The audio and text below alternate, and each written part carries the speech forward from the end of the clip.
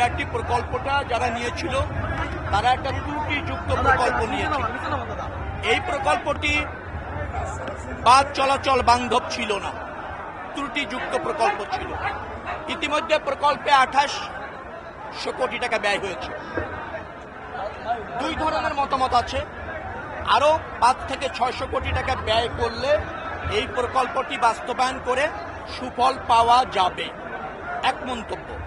আরেকটা মন্তব্য আছে, না, এই প্রকল্প থেকে কখনো সুফল পাওয়া যাবে না। সেই মন্তব্যটা হচ্ছে প্রকল্পটি ভেঙে অপসারণ করতে হবে। শুনুন, এই দুটি প্রস্তাবনার পরে আমরা একটা উচ্চ পর্যায়ের কমিটি করেছি। সেই কমিটিতে পর্যালোচনা চলছে। ঈদের পরে একটা চূড়ান্ত সিদ্ধান্তে আসা যাবে বলে আমরা মনে করছি।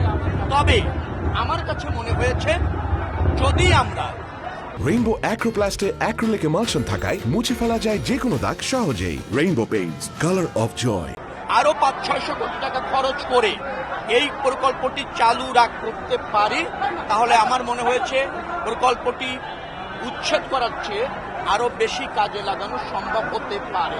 তবে সিদ্ধান্ত এখনো চূড়ান্ত হয় নাই, পর্যালোচনা চলছে। বিআরটি প্রকল্পটি থাকবে কি থাকবে না। তবে রাখতে পারলে বেশ কিছু সুবিধা অর্জন করা এখনো সম্ভব, এটা আমাদের কাছে প্রতীয়মান হচ্ছে। চূড়ান্ত সিদ্ধান্ত পর্যালোচনা শেষে বিশেষজ্ঞ কমিটি গঠন করা হয়েছে, তারা আলোচনা করছেন।